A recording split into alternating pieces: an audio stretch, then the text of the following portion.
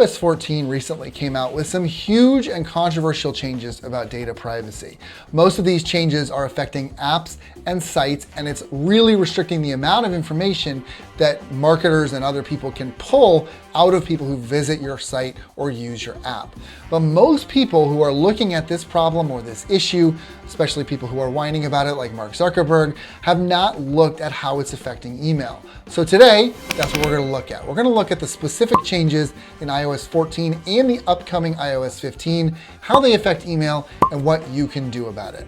My name is Trent Kennelly. I'm a marketing strategist, and on this channel, I talk about all the things that you can do to improve your business through marketing, sales, and analytics. So if that sounds good to you and you're excited, make sure that you like this video, subscribe to my channel if you're into it, comment and let me know what you're doing to prepare for this iOS 15 change that's coming with email. I would love to talk to you a little bit more about it and learn what your ideas are. But until then, let's get started.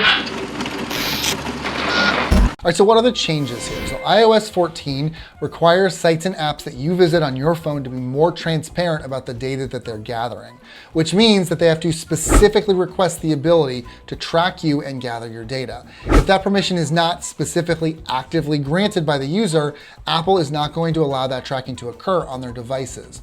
Google has followed suit with some similar restrictions, just kind of toeing the line, following the wave here. The practical effect here from an advertising perspective is that people are not going to agree to share their data. The early numbers here that are being reported for people who have actually agreed to share their data is somewhere around 4% of all users. This makes advertising far less pinpoint accurate than it used to be.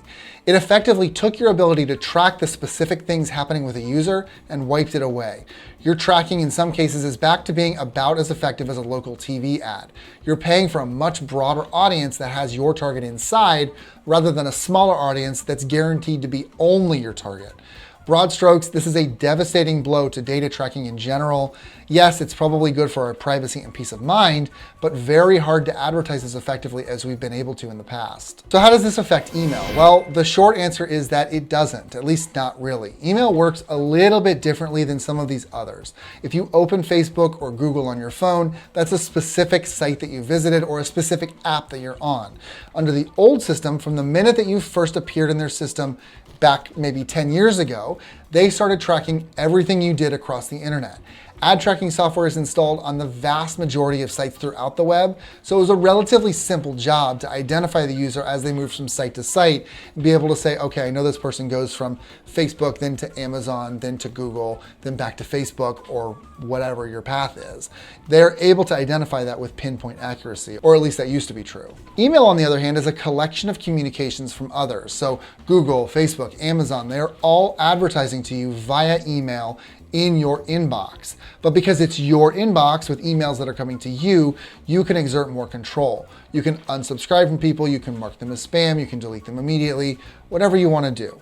Now, of course, admittedly, this is a service, and the biggest one of these services is a Google product, that being Gmail. So there are some restrictions associated with email just by virtue of the tracking that the app itself can do on your data. So what Gmail's app can do on your data or Apple Mail can do on your data. But regardless, this doesn't have any effect on the tracking that CNN or Amazon or Facebook can have on the emails that they send to your email inbox. They are still able to track everything that they send and everything that you do as a result of that send, okay? So they're able to see, whether you clicked and whether you opened and etc., even through this iOS 14 change. But please don't turn off this video yet. Email changes are coming in iOS 15, and this has already been announced. Apple is implementing what's called privacy protection for email. What this does is twofold. First, it masks your IP address, which is a unique set of numbers that is used online to identify unique people and their location. Second, it routes any remote content through several proxy servers, making it effectively untrackable. So what did I just say? First, proxy servers are servers that are outside of the original server, so it wouldn't just be going from your server, ActiveCampaign, to the email inbox. It would go through others as well. So it's harder to track what's happening with the email, whether it's being opened or what's happening, because you can't read it through all those proxies because you're not getting the information directly, okay? The remote content is what most marketing emails are built with today. So most marketing emails do not upload images directly into the email or GIFs or whatever, because it would just take too long. Your image is going to instead be hosted on ActiveCampaign or MailChimp or whatever system you're using, and will be called in the same way as a website calls images when you open it.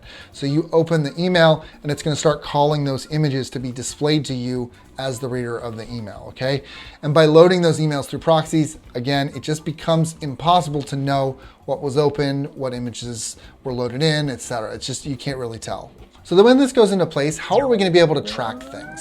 Let's break this down into two different categories. There's campaigns or automations or drips.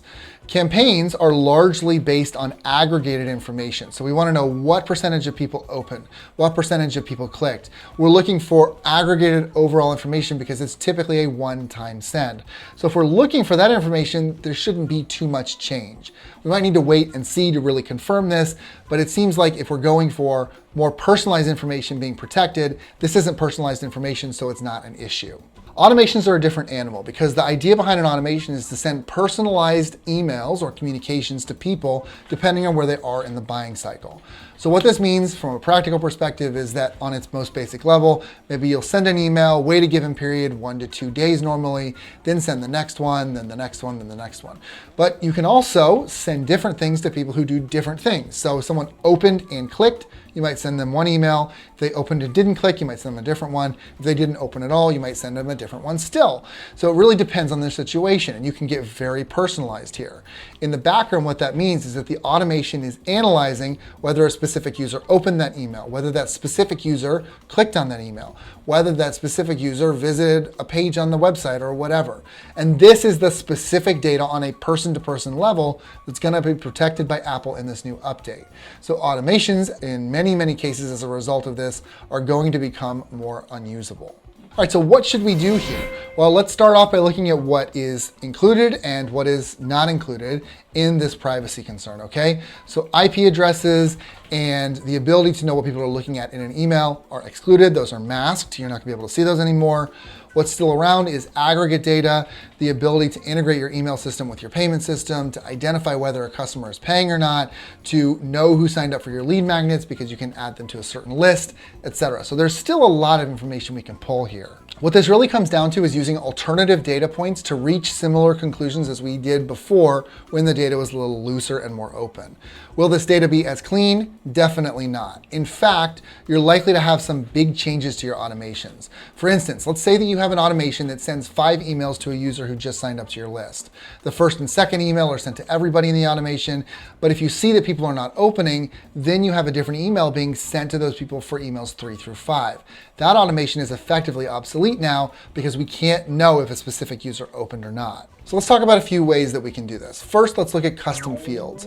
Most email systems are going to allow you to create these custom fields that you fill out, okay? And then you can get those to automatically update based on changes that the user makes on your site.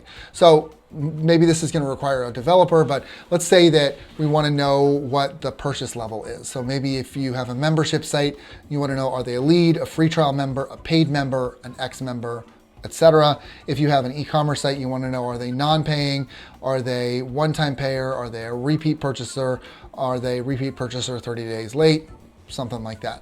You want to be able to have this automatically updating because it's going to make it a lot easier to identify when they're in those automations, whether you should be sending one email or another. Second, UTM codes. So UTM codes are going to tell Google Analytics or whatever tracker that you're using things about where your website visitor came from. So if you've ever seen a link like this, it's telling you the source of the traffic, maybe like custom audience or contacts list or something like that. The medium for that audience, social media, email, organic, something like that. And the campaign, which is a unique identifier that you use one time and never again. So if you have an email that's being sent out as a 10% discount for July 4th, you might have the campaign ID be July 4 2021 discount 10 email, and that's going to identify everything that you need to know based on the campaign level about whether they're clicking through, etc.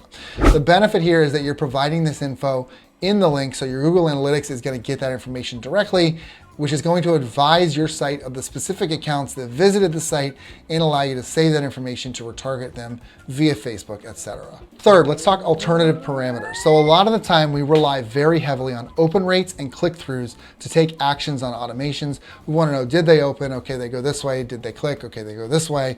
But we can use other options to kind of get us closer. Now, it's not always going to be the same thing. I don't exactly want to give you specific parameters to look at. What you're trying to do is isolate the data. Just remember that you're still getting aggregated information here. You're just not getting that personalized information anymore. So figuring out what parameters isolates people is going to help you here. So a great example, I set up a webinar funnel for a once a week live webinar where people get series of 4 emails over the course of the week from the time that they sign up until the time of the live webinar. All I have to look at is the timing. So I know that I send one exactly 24 hours before the webinar. I send one 1 hour before the webinar. I send one at the time of the webinar. And if I know that, then I can look at the open rates, I can look at the click-through rates, and I can make that association, especially if I'm using UTM parameters on top of this, and say, okay, campaign was this, click-through rate, open rate was this. As a result of this campaign and this open rate and this click-through rate, I can see the conversion rate was this. So it makes it a lot easier to do that. So look, I know that this is not going to be an easy change. There are going to be things that are confusing. It's going to be confusing for quite some time. But if you focus on analyzing your customers and breaking the journey into something that balances personalization and speaking to a crowd, you will still find success with email marketing.